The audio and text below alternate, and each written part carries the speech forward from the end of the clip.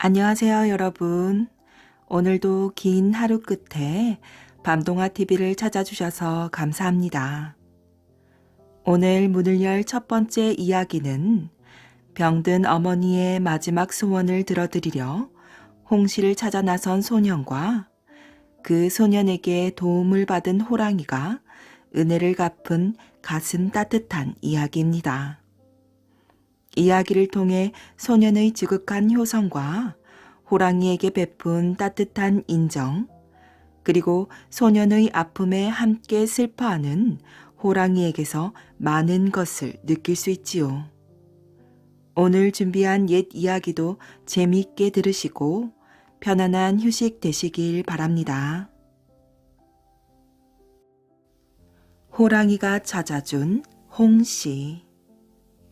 옛날 깊은 산골 마을에 늙은 어머니와 나이 어린 소년이 살고 있었어요. 어머니는 나이가 많아 몸이 약해질 대로 약해진 데다가 몹쓸 병까지 들어 몸져 눕고 말았답니다. 소년은 정성을 다하여 약을 지어다 드렸지만 어머니의 병은 좀처럼 낫지 않고 점점 더 심해졌지요.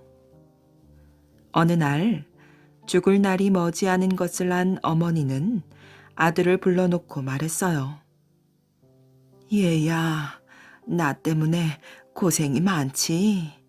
아무래도 나는 며칠 못 살 것 같구나. 죽기 전에 마지막으로 새빨간 홍시 하나만 먹었으면 원이 없겠구나. 소녀는 마음이 아파 눈물을 흘렸어요. 홍시가 나는 계절도 아닌데다가 마을 근방에는 감나무가 한 그루도 없었기 때문이지요. 이대로 가만히 있을 수는 없어. 어머니의 마지막 소원도 못 들어드린다면 어떻게 자식이라고 할 수 있겠어. 어떻게든 구해드려야 돼. 소녀는 굳게 결심하고 어머니에게 약속했어요. 어머니, 조금만 기다려주세요. 꼭 새빨간 홍시를 구해다 드리겠어요. 소녀는 홍시를 찾기 위해 집을 떠났답니다. 온 산을 다 돌아다녀도 감나무 한 그루 볼 수가 없었지요. 산을 넘고 골짜기를 지나니 마을이 나타났어요. 샅샅이 뒤져 겨우 감나무 한 그루를 찾아냈으나 이제 갓 열매를 맺은 새파란 땡감만 달려 있었지요.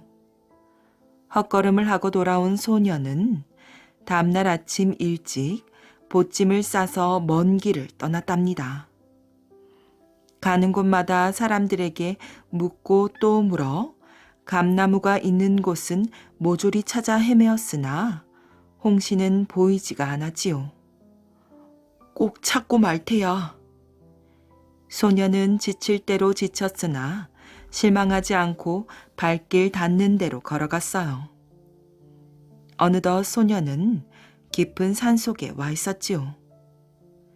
여기저기 찾아다니다 보니 날은 저물었고 이제는 어두워서 되돌아갈 수도 없었지요.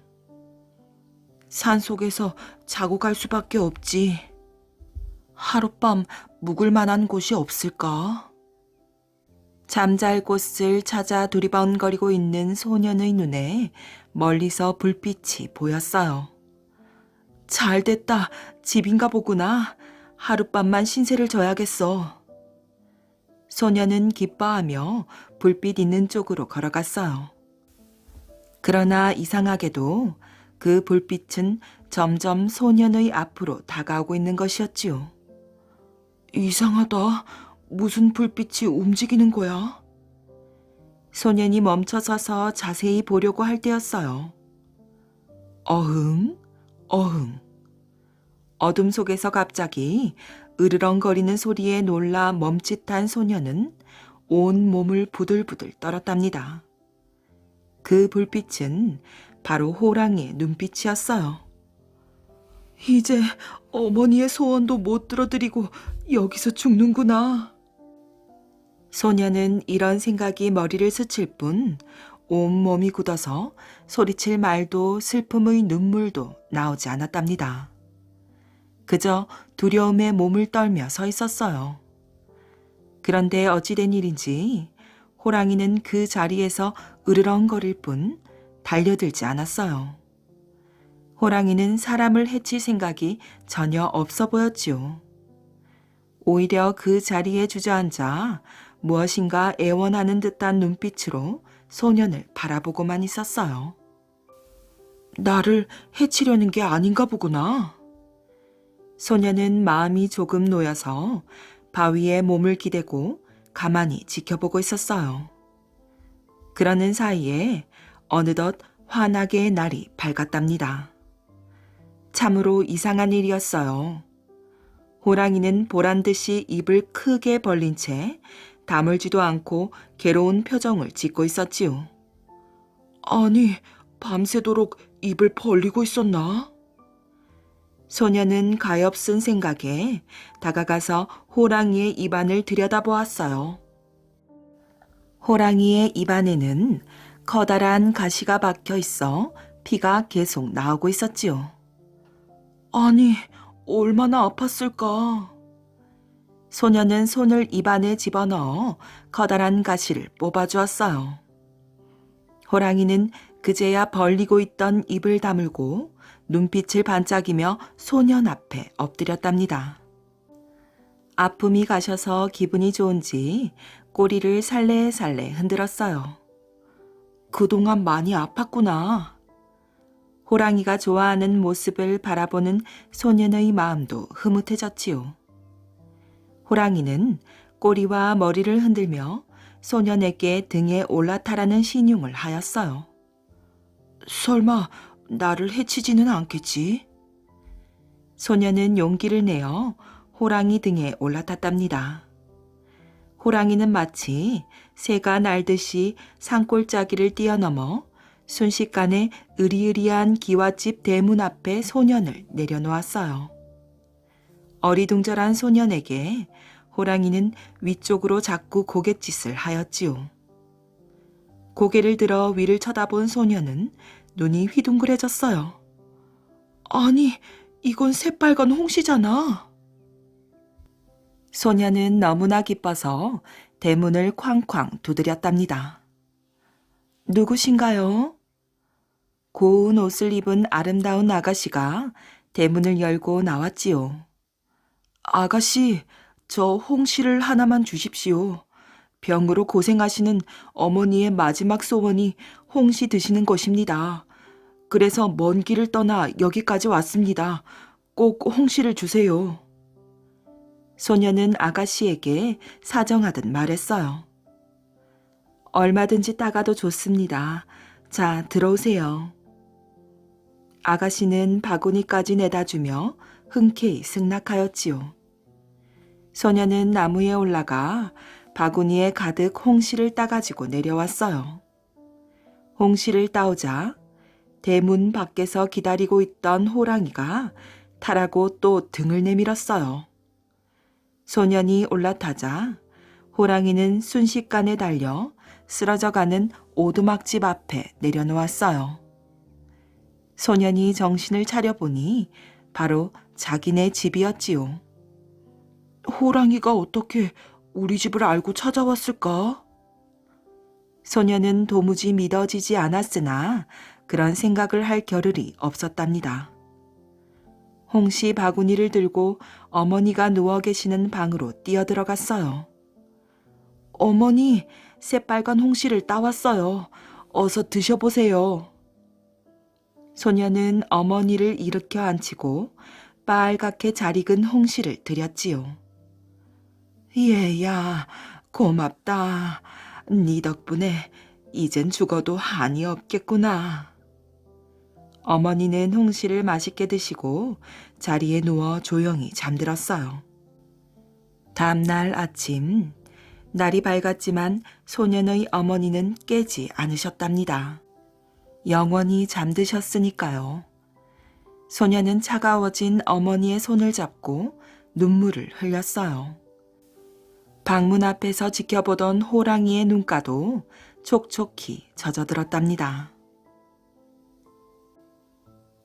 옛 친구의 충고. 지금으로부터 약 500여 년 전, 그러니까 조선 제13대 임금인 명종이 왕위에 오른 지 꼭 17년째가 되던 해였지요. 명종은 과거 시험에 합격한 사람들의 이름을 쭉 살펴보던 참이었어요. 그런데 합격자 가운데 아주 반가운 이름 하나가 적혀 있더래요. 장원 급제자 정철? 뭐라고 정철이라? 혹시? 명종은 눈이 휘둥그레져서 시험관에게 물었어요. 사뭇 떨리는 목소리였지요. 이번 과거에서 장원 급제한 정철은 누구의 자손이요? 옛 돈영부의 판관벼슬을 했던 정유침의 아들이옵니다. 아니, 그게 틀림없는 사실이요.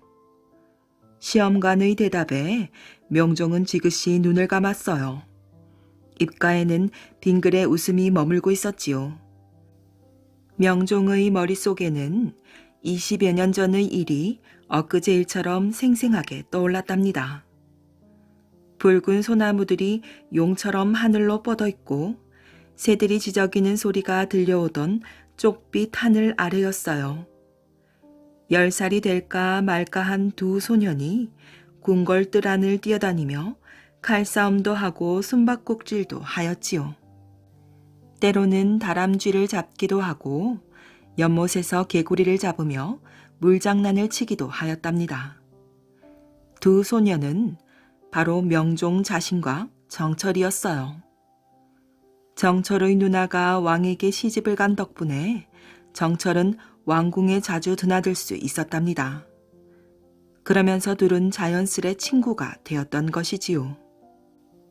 내가 지금 29이니 그는 이제 27이 되었겠구나.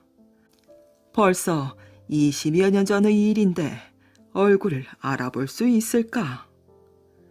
명종은 몹시 마음이 떨렸답니다. 어릴 때 함께 놀던 친구를 다시 만나게 되었으니 이보다 행복한 일이 또 어디 있을까 싶었지요. 명종은 하루라도 빨리 정철을 만나고 싶었어요. 그래서 과거를 축하하는 잔치의 날짜까지 앞당기도록 하였답니다. 드디어 잔칫날이 되었어요. 명종은 정철을 임금이 있는 곳으로 들라고 분부했지요. 이윽고 임금 앞에 정철이 나타났답니다. 어디 얼굴 좀 들어보. 옳거니 그대의 옛 모습이 아직도 살아있구려. 상감마마. 정철이 엎드린 채 기쁨의 눈물을 흘렸답니다. 그러자 명종도 정철을 감싸 안으며 눈물을 글썽거렸지요. 과거에 1등으로 뽑힌 정철은 얼마 뒤 성균관의 관리로 임명받았어요. 그리고 곧 사헌부 지평이라는 자리에 올랐답니다. 사헌부 지평은 관리가 제 할 일을 잘하고 있는지 조사하는 벼슬이었지요. 아무리 장원 급제한 사람이라도 이렇게 빨리 승진하기는 좀처럼 드문 일이었다고 합니다.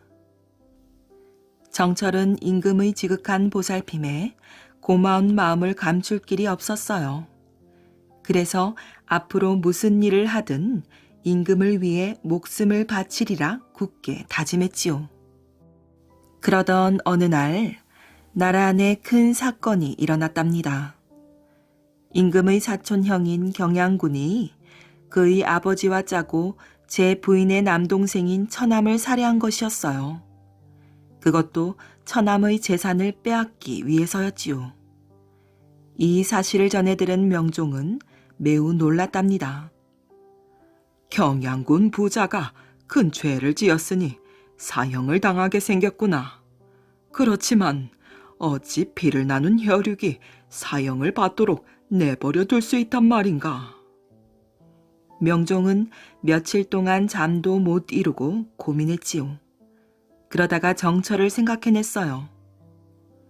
정철이 경양군 부자에게 사형만은 면하게 하자고 주장하면 다른 사람들도 크게 반대하지 않을 것이다. 그래, 정철에게 부탁하면 될 것이야. 그리하여 명종은 정철을 불러 간곡히 부탁했답니다. 사형만은 면하도록 그대가 애를 써주오. 정철은 깊은 고민에 빠졌어요. 어렸을 때의 친구이자 지금은 자신을 신하로서 아끼고 믿어주는 임금인데 그의 바람을 저버리려니 마음이 괴로웠던 것이지요. 그렇다고 양심에 그릇된 일을 하고 싶지도 않았답니다. 그렇게 갈피를 잡지 못하고 있을 때였어요. 정철은 길을 가다가 잠깐 어느 주막에 들렀지요. 그런데 옆에서 막걸리를 마시던 백성들이 주고받는 소리가 들려왔어요. 세상이 왜 이 모양이야? 우리같이 아무것도 모르는 사람이면 또 몰라. 경양군은 왕족이 아닌가? 그러니 말일세. 윗물이 맑아야 아랫물이 맑다는데 왕족이 그 모양이니 관리들은 또 어떻겠나? 백성들은 경양군 부자 사건을 이야기하고 있었어요. 정철은 자기도 모르게 귀를 기울였지요. 그나저나 사형을 받을까? 당연하지. 나라의 법이 버럭게 살아있는데 왕족이라도 법대로 해야지. 그렇지 않으면 세상이 너무 불공평하지 않은가? 그야 그렇지만 임금의 사촌형과 작은 아버지인데 어디 사형이야 시키겠어? 두고 보면 알겠지. 설령 법대로 하지 않는다 해도 우리가 뭘 어쩌겠나. 이렇게 평민으로 태어난 걸 탓할 수밖에. 우연히 백성들의 생각을 듣게 된 정철은 비로소 마음을 굳힐 수 있었답니다. 드디어 사헌부에서 회의가 열렸어요. 하지만 경양군 부자에게 어떤 형벌을 내릴 것인지 선뜻 입을 여는 사람이 없었어요. 한동안 긴 침묵만 흘렀지요. 드디어 정철이 일어나 말했어요. 법에는 남의 재산을 가로채기 위해 사람의 목숨을 빼앗은 죄인은 누구를 막론하고 사형에 처한다고 되어 있습니다. 그런데 상감마마의 친척이라 하여 사정을 봐준다면 신성한 나라의 법을 더럽히게 되는 것입니다. 사헌부 관리들은 정철의 말에 깜짝 놀랐어요. 곱지 않은 시선을 보내는 관리도 있었지요. 하지만 정철은 그런 것에 아랑곳하지 않고 말을 이어갔답니다. 또한 백성들이 나라의 법을 우습게 여길 터이니 그 뒷감당을 어찌하겠습니까? 그러니 나라의 법대로 경양군 부자에게 사형을 내려 나라의 기강을 바로잡는 것이 마땅하다고 생각합니다. 사헌부 관리들은 벼슬길에 나선 지 얼마 되지도 않은 정철이 이처럼 대쪽 같은 주장을 펴자 무척 놀랐어요. 하지만 모두 고개를 끄덕였지요. 임금인 내가 부탁했거늘 정철 그대가 이럴 수 있는가? 사헌부에서 사형이라는 형별이 결정되자 명종은 매우 화가 났어요. 그렇지만 임금이라도 어쩔 도리가 없었지요. 사헌부의 결정에 따를 수밖에요. 명종은 정철을 괘씸하게 생각하여 사헌부 벼슬에서 쫓아냈어요. 한편 백성들은 왕족이라도 용서해주지 않고 법대로 처리한 명종을 더욱 우러러보게 되었대요. 이러한 소식은 곧 명종의 귀에도 들어갔지요. 명종은 경양군 부자 사건을 다시 한번 돌이켜보았어요. 왕족으로서 저가의 재산을 빼앗기 위해 살인을 저지른 것은 도저히 용서할 수 없는 일이다. 그런 그들을 용서해 주었다면 나는 백성들의 믿음을 잃을 뻔했구나. 한때 정에 사로잡혀 어두워진 내 눈을 정철이 뜨게 해주었어. 대나무처럼 곱고 푸른 그가 아니었다면 나는 큰 잘못을 저지를 뻔하였구나. 명종은 옛 친구의 우정과 신하로서 임금을 위하는 정철의 속마음을 가슴 깊이 느낄 수 있었답니다. 그 뒤로 두 사람은 더욱 아름다운 우정을 이어갈 수 있었다고 합니다. 하늘에 별을 올린 김유신. 신라 선덕여왕 때 상대등이라는 으뜸 벼슬을 지내고 있던 비담이 반란을 일으켰답니다. 선덕여왕은 반란군을 제압하기 위해 김유신을 내보냈지요. 김유신이 이끄는 진압군은 궁궐밖 월성에 진을 치고 반란군과 맞서 싸웠어요. 싸움은 열흘이나 계속되었답니다. 그러던 어느 날 하늘에서 빛나던 큰 별이 월성으로 떨어졌어요. 비담은 별이 떨어지는 것을 보고 이렇게 말하였지요. 월성으로 별이 떨어지는 것을 보았는가? 이는 여왕의 군대가 패할 징조다. 비담은 승리를 자신했어요.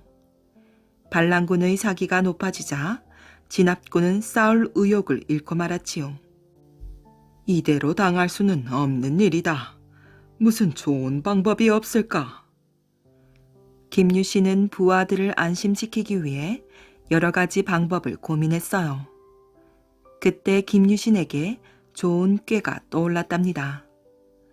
김유신은 아무도 모르게 허수아비를 만들어 커다란 연에 매달았어요. 그런 다음 밤이 되기를 기다렸다가 허수아비에 불을 붙여 하늘로 띄었답니다. 연이 날아오르는 모습은 떨어진 별이 다시 하늘로 올라가는 것처럼 보였어요. 아침이 밝자 김유신이 군사들을 불러놓고 말했어요. 어젯밤에 떨어졌던 별이 다시 하늘로 올라갔다. 그러니 승리는 우리의 것이다.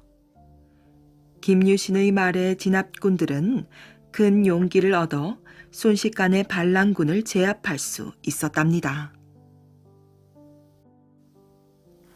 용궁 갔다 온 소금 장수. 옛날 어느 마을에 두 형제가 살았답니다. 아우는 마음씨가 착했으나 형은 심술 굽고 욕심이 많았지요. 형은 아버지에게 물려받은 재산을 혼자서 차지하여 일도 하지 않고 편히 지내었어요. 재산이 하나도 없는 아우는 부지런히 소금 장사를 하여 겨우 먹고 살았지요. 날마다 무거운 소금짐을 지고 다니는 것은 여간 힘든 일이 아니었어요. 그러나 아우는 열심히 일하여 번 돈을 차곡차곡 모아갔지요. 티끌 모아 태산이라고 부지런히 일하고 아낀 덕분에 아우는 남부럽지 않게 살게 되었어요. 형은 그런 아우에게 심술이 나서 견딜 수가 없었답니다. 아무것도 없는 놈이 잘 살게 되다니. 형은 아우네 집에 가서 새 살림살이라도 눈에 띄면 마구 집어왔어요.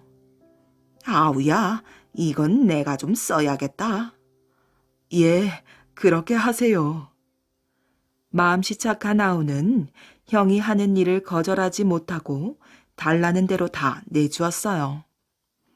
그러나 형의 고약한 심술과 욕심은 날이 갈수록 점점 더 심해졌답니다.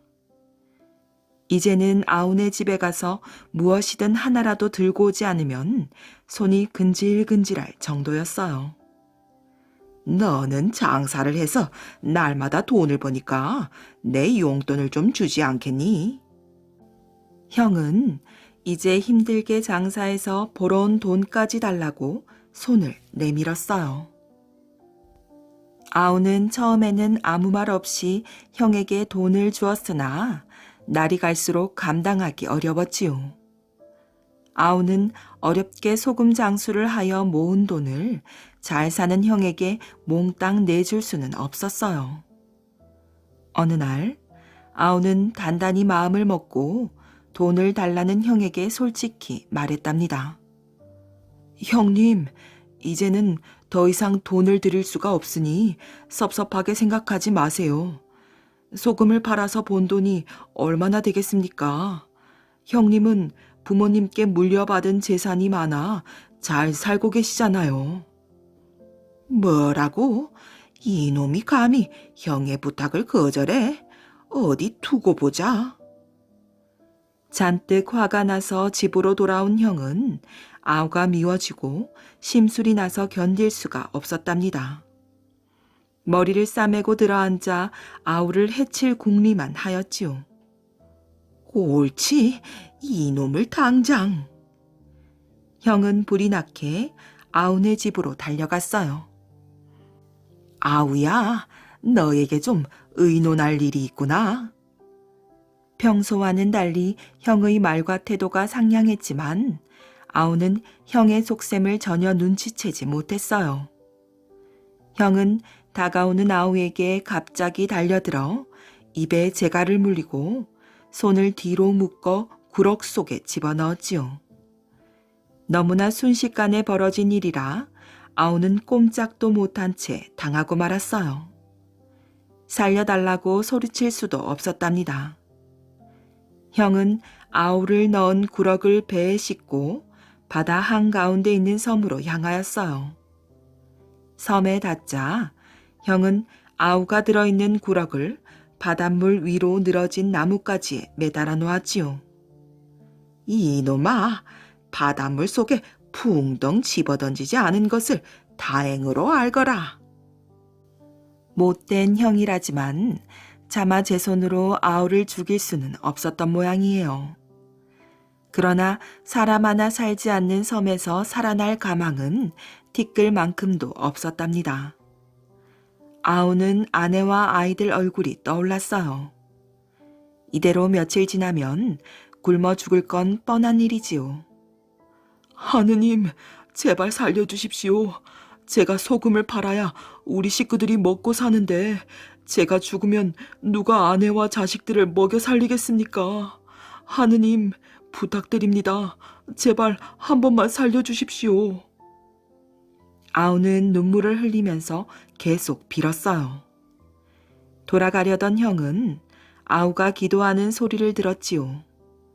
형은 칼을 꺼내어 구럭을 매달아 놓은 끈을 싹둑 잘라버렸어요. 구럭은 바닷물에 풍덩 떨어졌지요. 이놈아, 용궁에 가서나 잘 살거라, 퇴! 형은 구럭이 가라앉는 것을 보고는 배를 타고 돌아왔답니다. 아우는 바닷물을 들이키는 순간 정신을 잃어 죽고 말았지요. 귀신이 된 아우는 바닷속으로 끝없이 내려가고 있었어요. 얼마가 지나 정신을 차려보니 바닷속 용궁이었지요.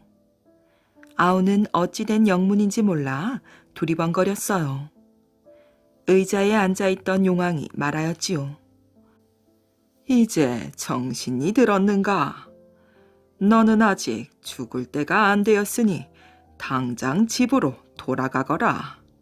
그리고 너희 형에게 용왕이 부르니 식구들과 함께 빨리 오라 이르거라.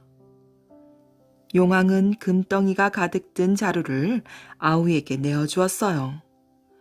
그것만 가지면 이제는 소금 장수를 하지 않아도 평생 잘 살 수 있을 것이다.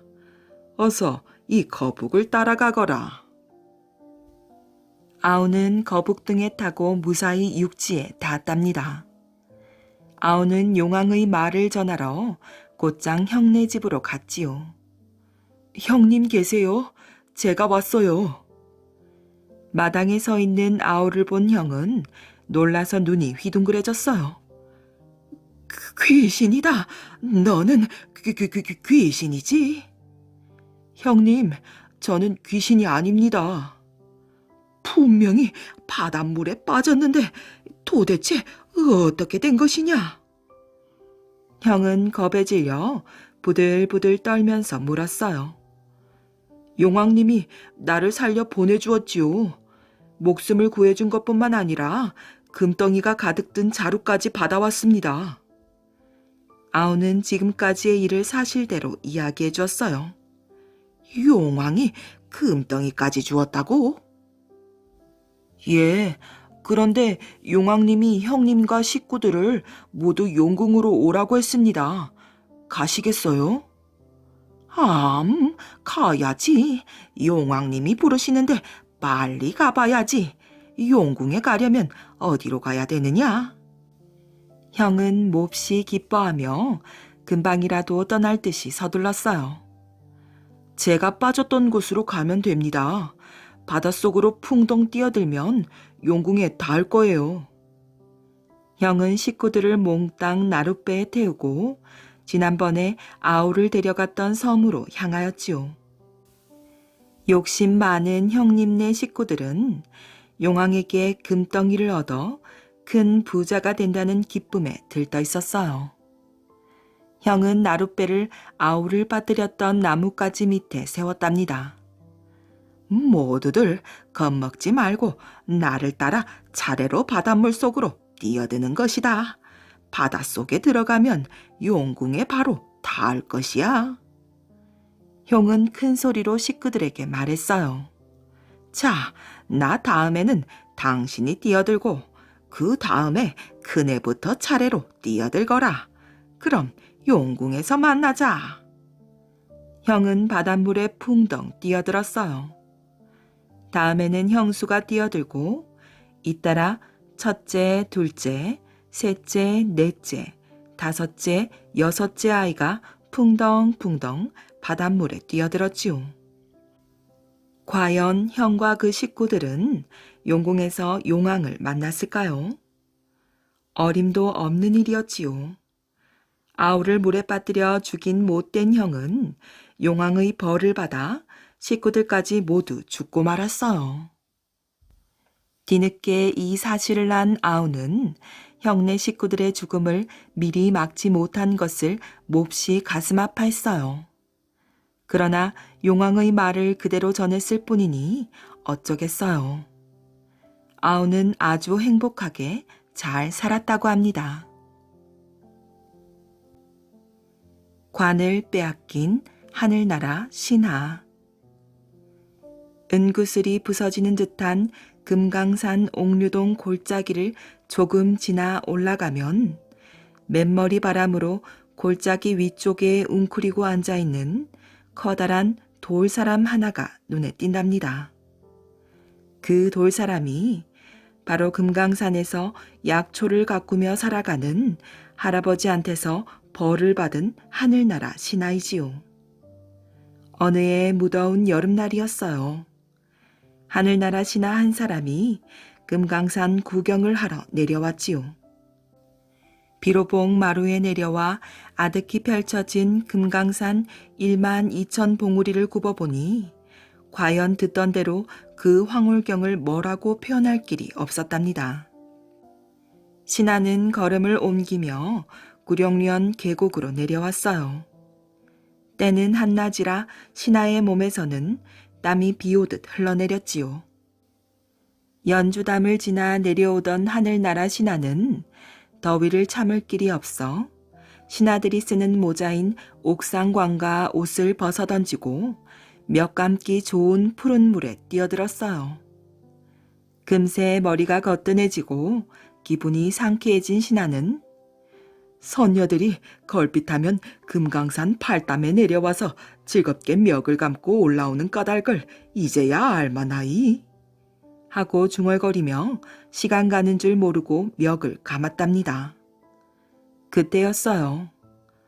거기서 벌거벗고 목욕을 하는 게 도대체 누군고? 머리 위에서 갑자기 우렁우렁한 고함 소리가 들려왔지요. 깜짝 놀란 하늘나라 신하는 물속에 몸을 더 깊숙이 잠그고 고함 소리가 들려온 쪽을 바라보았어요. 펑퍼짐한 너럭바위 위에 웬 할아버지가 위엄있게 서서는 자기를 엄한 눈길로 굽어보고 있었지요. 신하는 그제야 마음을 놓으며 오히려 제 편에서 큰 소리를 치고 들었답니다. 노인장은 도대체 누구시기에 큰 소리요? 나는 금강산에서 약초를 가꾸며 살아가는 사람이요. 금강산 골짜기마다 흘러내리는 물이 천만종의 약초 뿌리를 씻으며 흘러내리는 신령한 약수라는 걸 모른단 말이오. 무사람들이 금강산에 오면 으레 이 물부터 즐겨 마시는데 그대는 이 물에서 멱을 감고 있으니 이 얼마나 큰 죄란 말이오. 할아버지는 엄하게 하늘나라 신하를 꾸짖었어요. 신하는 그만 말문이 꽉 막혀버리고 말았답니다. 노인장, 내 큰 잘못을 저질렀소. 사실은 하늘나라 신하는 할아버지를 올려다보며 사정했어요. 더군다나 이 숱한 사람들이 오고 가는 길목에서 그것도 대낮에 이 무슨 창피한 짓이오. 벌을 받아 마땅하니 그런 줄이나 아오. 할아버지는 지팡이로 바위를 탁탁 두드리며 하늘나라 신하를 호되게 꾸짖고 나서 옥상관을 집어들었어요. 그러고는 뒤도 한번 돌아보지 않고 어디론가 사라져버렸답니다. 하늘나라 신하는 물에서 뛰어나와 옷을 주워 입었어요. 하지만 할아버지한테 옥상관을 빼앗겼으니 하늘로 올라갈 수가 없게 되었지요. 옥상관을 쓰지 않고서는 몸이 하늘로 날아오를 수 없기 때문이에요. 여보시오, 노인장. 하늘나라 신하는 여기저기 골짜기에 대고 할아버지를 소리쳐 불렀어요. 하지만 할아버지는 다시 나타나지 않았답니다.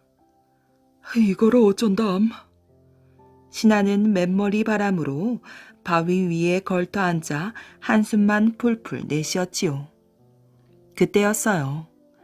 골짜기 아래쪽에서 두런두런 사람들 말소리가 들려왔지요. 구룡연 계곡을 따라 팔담으로 올라오는 사람들이었어요. 하늘나라 신하는 사람들 눈에 띄는 것이 두려워 부랴부랴 골짜기 위쪽으로 달려 올라갔답니다. 그러고는 바위 뒤에 몸을 숨기고 앉아 누가 자기를 알아보지나 않았나 싶어 가슴을 조였지요. 새들도 감히 찍어 먹기를 꺼리는 깨끗한 물속에 뛰어들어 멱을 감다니, 참. 하늘나라 신하는 생각할수록 죄스럽기만 했어요. 해는 어느덧 비로봉 너머로 꼴깍 넘어가고 주위에는 땅거미가 내려왔지요. 마침내 밤하늘의 별들이 하나둘 돋아나기 시작했어요. 옥상관이 없어 하늘로 올라갈 수도 없게 되었으니 이 일을 어쩌면 좋단 말인가. 내가 정말 정신이 나갔더랬지. 하늘나라 신하는 가슴을 쥐어뜯으며 밤새 잠들지 못했답니다. 날이 갈수록 신하의 뉘우침은 더욱더 커가기만 했어요. 오랜 세월이 흘렀으나 하늘나라로 올라가지 못한 신하는 세존봉 중턱에서 맨머리 바람으로 돌이 되어 굳어져 버리고 말았답니다. 안개와 구름이 낀 날이면 그 속에 몸을 숨기기도 하지만 맑은 날이면 어쩔 수 없이 숱한 사람들 앞에 제 모습을 드러내 볼 수밖에 없었지요. 그럴 때면 하늘나라 신하는 부끄러운 듯 얼굴을 붉히며 이렇게 말하곤 하였답니다. 나는 무엄하게도 금강산의 신령한 물속에 함부로 뛰어들어 벌을 받았소. 골짜기로 흘러내리는 한 줄기 이름 없는 개울물도 극진히 아끼고 사랑하는 금강산 사람들의 아름다운 마음씨를 이제야 똑똑히 알았소.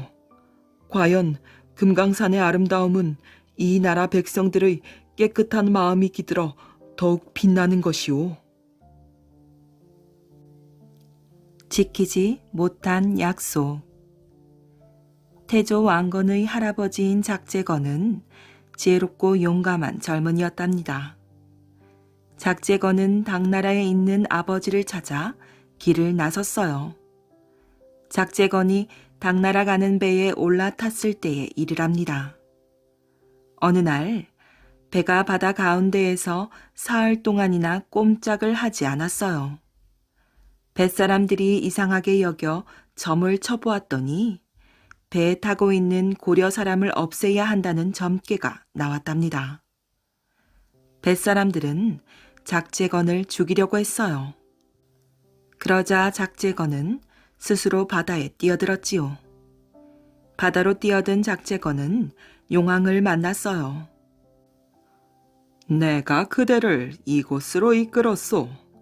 매일 밤 북을 치며 불경을 읽어대는 여우가 나타나 나를 괴롭히니 그 여우를 잡아주시오.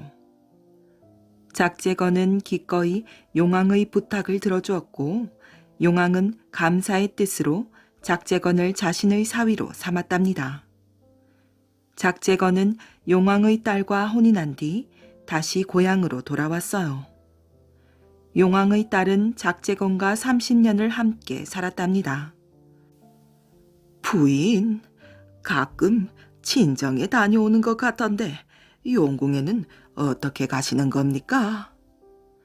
알려고 하지 마십시오. 만일 제가 용궁으로 가는 것을 엿본다면 저는 절대로 다시 돌아오지 않을 것입니다. 알겠소. 그런 일은 없을 것이오. 작제건은 그렇게 말하면서도 호기심을 억누를 수가 없었답니다. 그러던 어느 날 작제건은 부인이 마당의 우물을 통해 용궁으로 가는 것을 우연히 보게 되었어요. 그러자 용왕의 딸은 작제건이 약속을 어겼다고 하면서 다시는 돌아오지 않았답니다. 작제건은 우연일 뿐이었다고 변명했지만 아무 소용이 없었답니다. 큰 쥐의 거짓말. 몸길이는 커다란 고양이만 하고 꼬리가 2뼘이나 되는 큰 쥐가 있었답니다.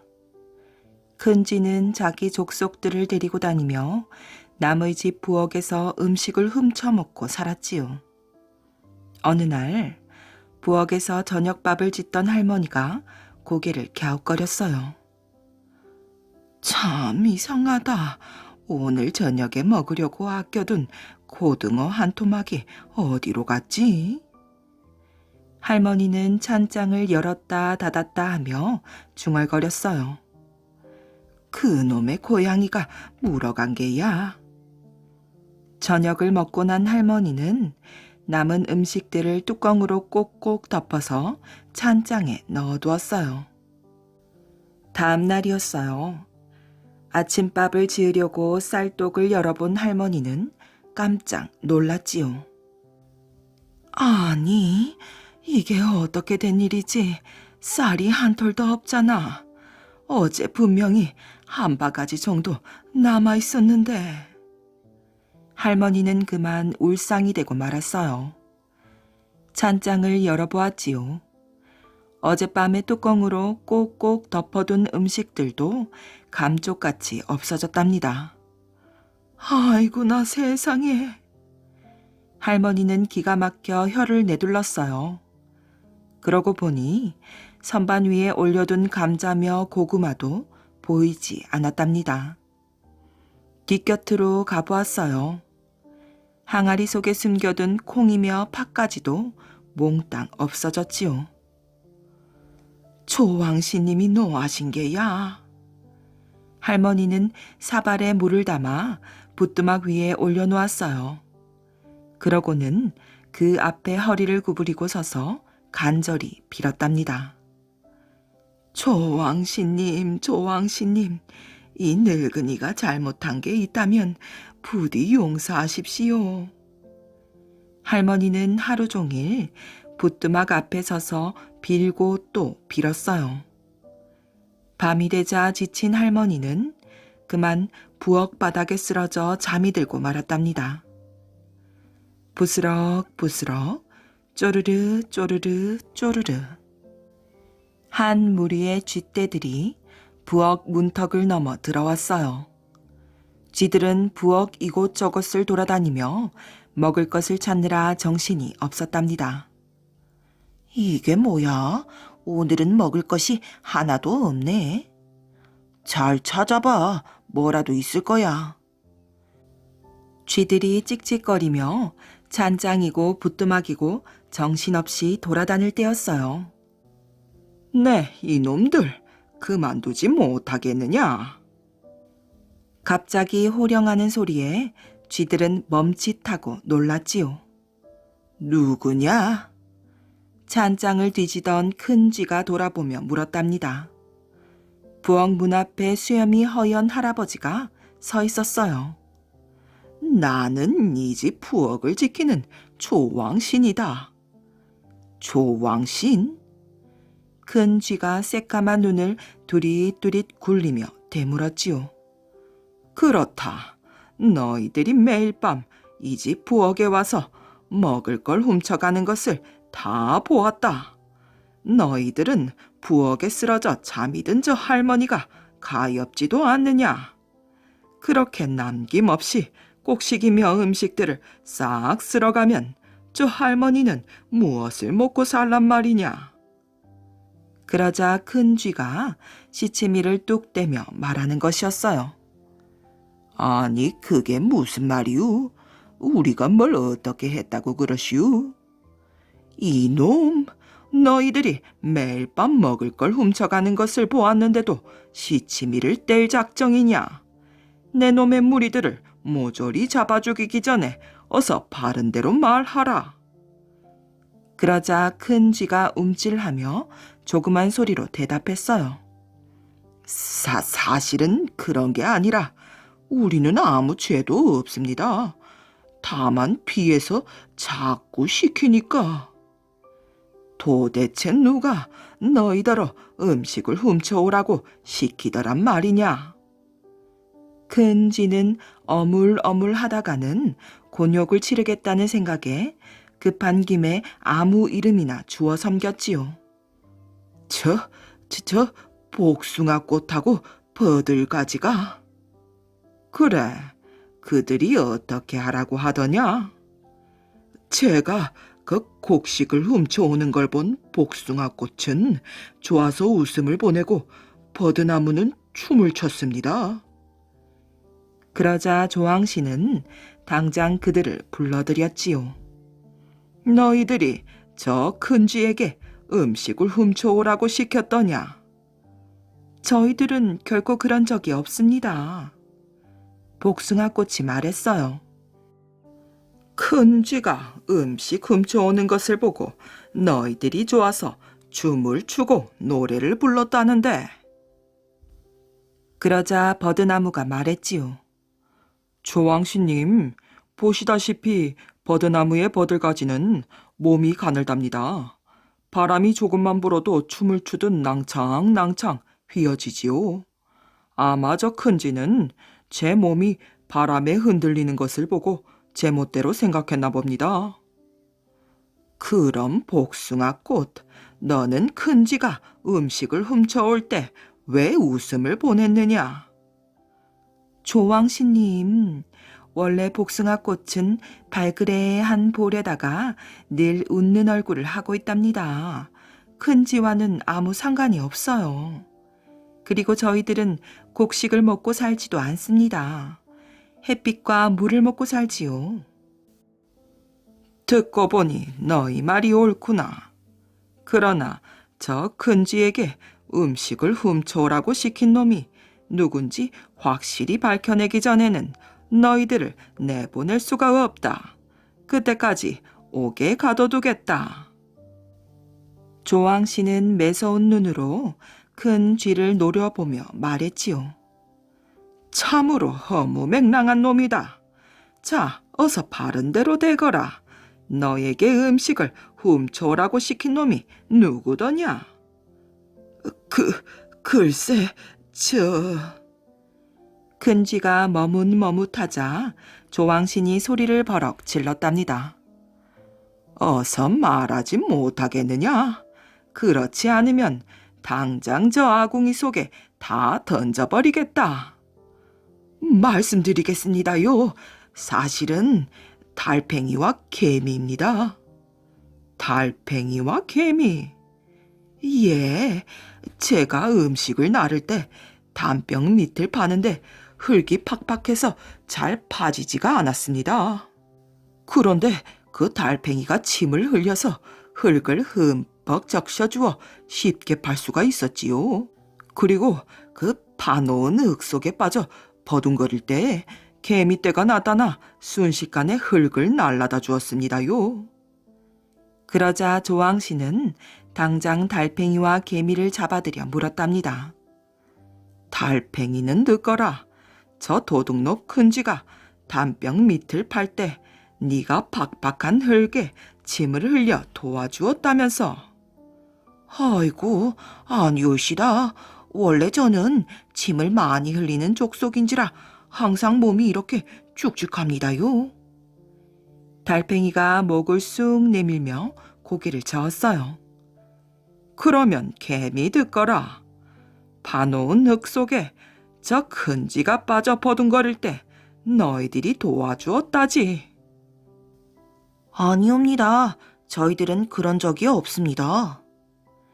개미 역시 두 손을 저으며 아니라고 대답했지요. 그럼 도대체 누가 큰쥐를 도와줬단 말이냐? 어쨌든 그 놈을 잡을 때까지 너희들도 감옥에 들어가 있어야겠구나. 이렇게 해서 달팽이와 개미도 감옥에 갇히게 되었어요. 조왕신이 또 큰 쥐의 뒤를 캐묻자 큰 쥐는 개똥벌레와 닭이 도와주었다고 말했지요. 제가 캄캄한 밤에 음식을 나르자 개똥벌레가 불을 밝혀주었습니다. 그리고 닭은 새벽에 회를 쳐 사람이 오는 것을 알려주었지요. 그러자 이번엔 개똥벌레와 닭을 잡아들였어요. 이런 식으로 두견이, 앵무새, 꾀꼬리, 나비, 제비, 개구리, 박쥐, 참새 등등 수없이 많은 짐승들이 끌려왔지요.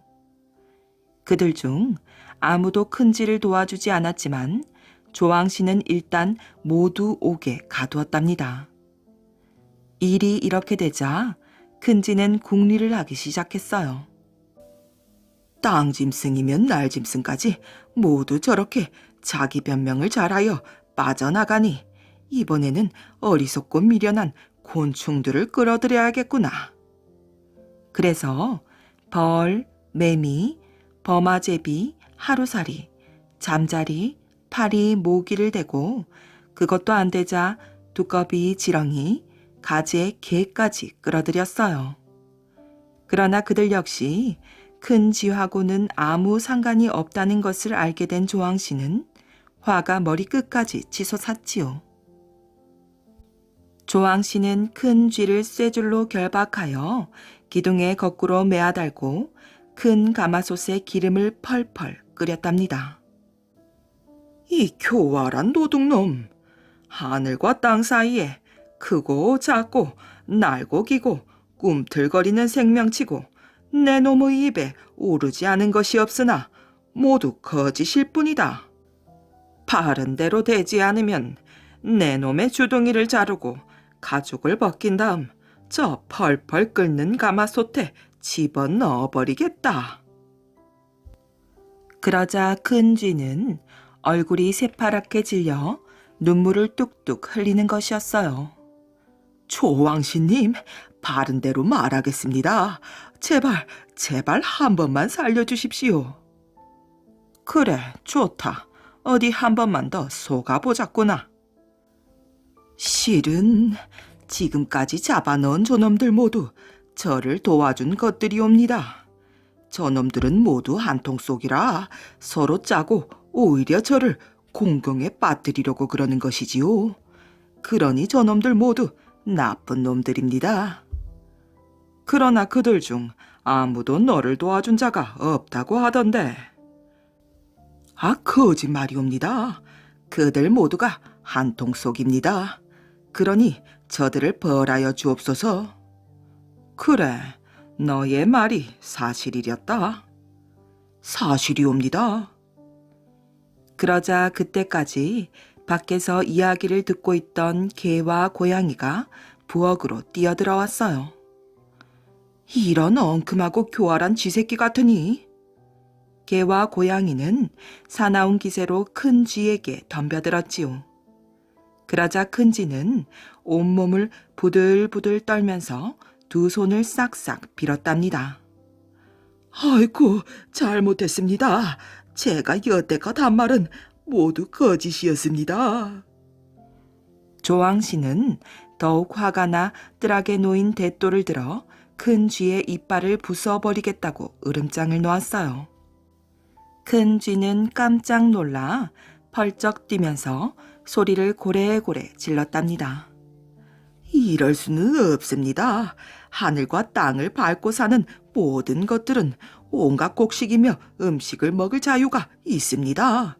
나도 이 나라 백성인데 어찌하여 곡식을 먹었다는 죄로 벌을 받아야 한다는 겁니까? 조왕씨는 어이가 없어 할 말을 잃었어요. 그러자 더욱 기세등등해진 큰쥐가 말을 이었지요. 저는 잘못이 없습니다. 저를 놓아주십시오. 조왕씨는 이런 못된 짐승을 만들어낸 산신령을 원망하였어요. 그래서 큰 쥐를 옥에 가두고 산신령께 이 사연을 아뢰었지요. 정말 못된 짐승이로고. 이야기를 다 듣고 난 산신령은 잠시 생각하더니 마침내 분부를 내렸답니다. 우선 옥에 갇힌 죄 없는 짐승들을 모두 풀어주어라. 그리고 큰쥐와 그 무리들을 모조리 잡아들여 죽을 때까지 일을 시키도록 하라. 일을 안 하면 먹을 것을 주지 말라. 또 앞으로 다시는 이런 일이 없도록 개와 고양이에게 곡식을 지키게 하라. 네, 알겠습니다. 조왕신이 머리를 조아렸어요. 그리고 조왕신은 듣거라. 너는 어찌하여 큰 쥐의 말만 듣고 죄 없는 짐승들을 잡아 가두었느냐? 재판이란 억울한 자가 없도록 해야 하는 것이며 억울한 자가 없도록 하기 위해서는 윗사람이 현명해야 하느니라. 너같이 무능한 자가 어찌하여 그런 큰 일을 할 수 있단 말이냐? 산신령이 이렇게 호되게 꾸짖자 조왕씨는 부끄러워 얼굴을 들지 못했답니다. 이렇게 해서 감옥에 갇힌 짐승들은 모두 풀려나왔고 쥐 무리들은 평생 일만 해야 하는 신세가 되었답니다.